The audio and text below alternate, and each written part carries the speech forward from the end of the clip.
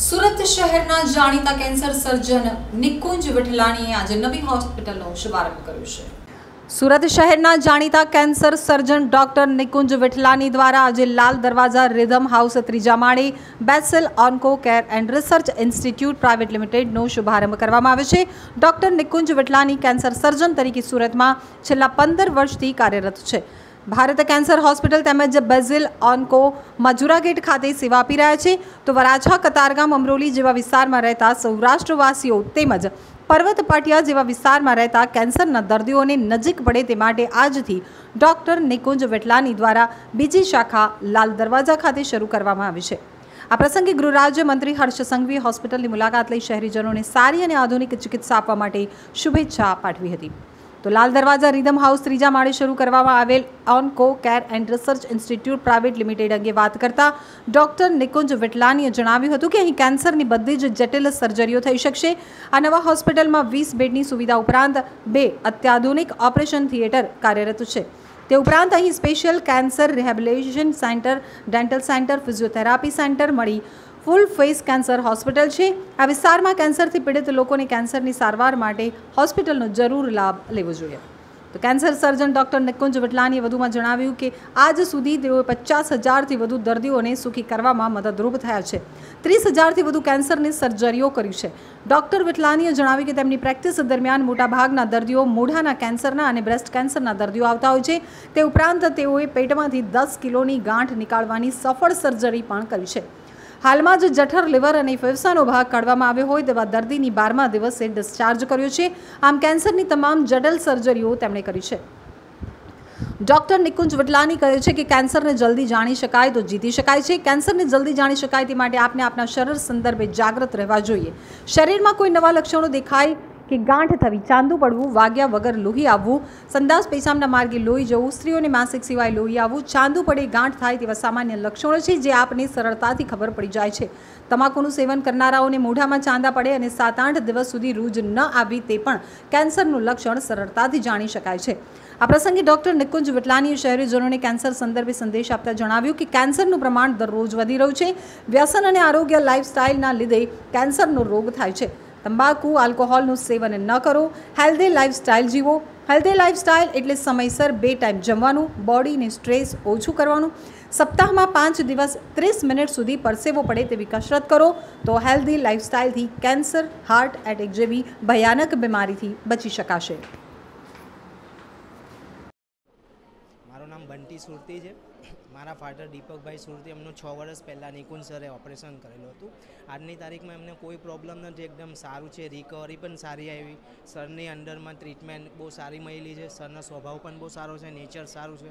હમણાં હાલમાં તો 1 વીક પહેલાં જ મારા મામા એડમિટ થયા છે, એમનું ઓપરેશન થયું છે। આઈ થિંક મંડે એમને ડિસ્ચાર્જ આપવાના છે। એમને પણ અમારા રિકવરી સારી છે ને આઈ હોપ કે જલ્દી રિકવર થઈ જાય ને સર બહુ સારી સલાહ આપે છે બધાને।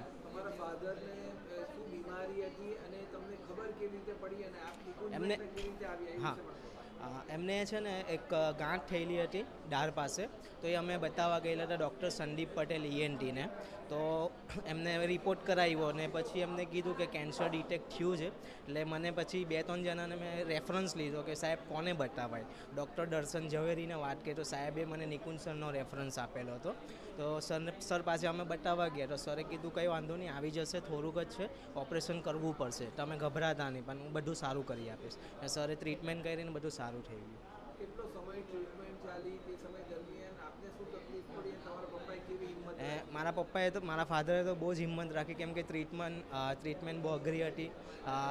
ફર્સ્ટ ઓફ ઓલ તો ઓપરેશન થયું એના પછી ફાધરને જમવામાં બહુ તકલીફ પડતી હતી, કેમ કે ઓલમોસ્ટ લિક્વિડ પર જ એમને ચાલવું પડે છે।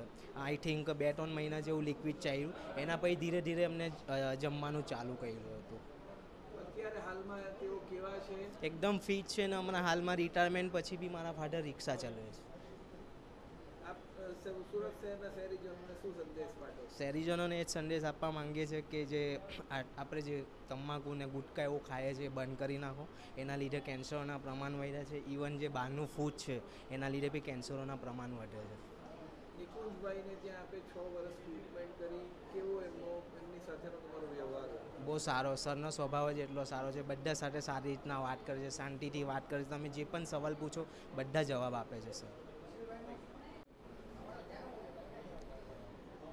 હું doctor Nikunj Vithlani cancer surgeon તરીકે સુરતમાં છેલ્લા 15 વર્ષથી કાર્યરત છું. ભરત કેન્સર હોસ્પિટલ તેમજ બેઝિલ ઓન્કોકેર મજુરા ગેટ ખાતે ચલાવું છું. હવે સૌરાષ્ટ્રવાસીઓ માટે અને ખાસ કરીને વરાછા, કતારગામ, અમરોલી અને પર્વત પાટિયા જેવા એરિયાઓને નજીક પડે તે માટે અમે બ્રિજી બ્રાન્ચની શરૂઆત આજે લાલ દરવાજા ખાતે કરી રહ્યા છે. આ બ્રાન્ચમાં 20 બેડેડ હોસ્પિટલની સાથે સાથે 2 અત્યાધુનિક ઓપરેશન થિયેટર છે કે જ્યાં કેન્સરની બધી જ સર્જરીઓ, જે જટિલમાં જટિલ કહેવાય એ બધી જ સર્જરીઓ થઈ શકશે. એની સાથે સાથે કિમોથેરાપી પણ થઈ શકશે અને આ ઉપરાંત અહીંયા વ્યવસ્થિત સ્પેશિયલ રિહેબિલિટેશન સેન્ટર્સ એટલે કે dental rehabilitation centre, physiotherapy rehabilitation centre સાથે એક ફૂલ ફ્લેજ કેન્સર હોસ્પિટલ છે. તો આ એરિયામાં રહેતા અથવા જે લોકોને આ એરિયા નજીક પડતો હોય એમણે આ હોસ્પિટલનો જરૂરથી લાભ લેજો. Thank you.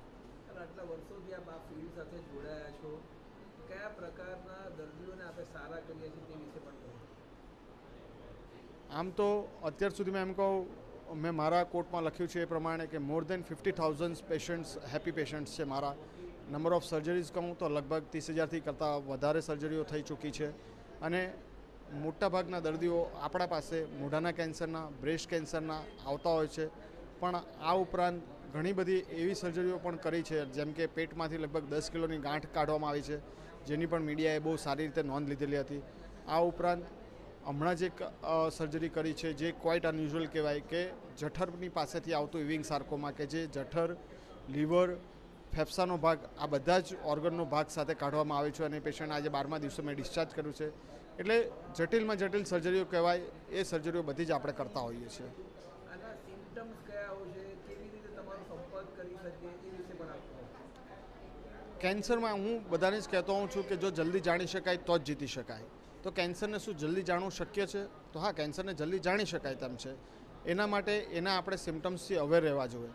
બહુ સાદી ભાષામાં કહું તો આપણી બોડીમાં ક્યારે પણ કંઈ પણ અનયુઝ્યુઅલ કંઈક નવું થતું હોય તો એ આપણને ખબર પડી જ જતી હોય છે. એટલે બોડીમાં કોઈ પણ પ્રકારની ગાંઠ થવી, કોઈ પણ જગ્યાએ ચાંદું પડવું, કોઈ પણ જગ્યાએથી વાગ્યા વગર લોહી આવવું, સંડાસના માર્ગે, પેશાબના માર્ગેથી લોહી આવવું, સ્ત્રીઓને માસિક સિવાય લોહી આવવું, અથવા તો બોડીમાં કોઈ બી જગ્યાએ ચાંદું પડે અને ગાંઠ થાય, આ બધા કેન્સરના બહુ કોમન ચિહ્નો છે કે જે આપને ઇઝીલી ખબર પડી જતા હોય છે.